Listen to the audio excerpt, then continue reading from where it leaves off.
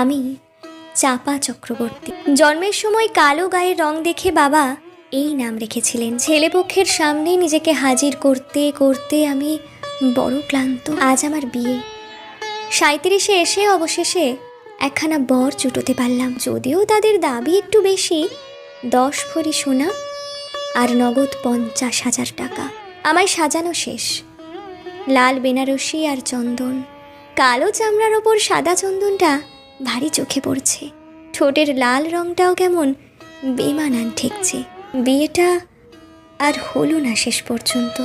পণের টাকা গয়না কিছুই জোগাড় হয়নি। বড় বৌদি বলে দিয়েছে মাকে কাল সকালেই আমায় নিয়ে কাশি চলে যেতে। কিন্তু আমার বৃদ্ধ মা এই বয়সে আমায় নিয়ে কোথায় যাবেন? যে শাড়িখানা পরে আমার শ্বশুর বাড়ি যাওয়ার কথা ছিল, সেটাই এখন আমার ফাঁসের দড়ি।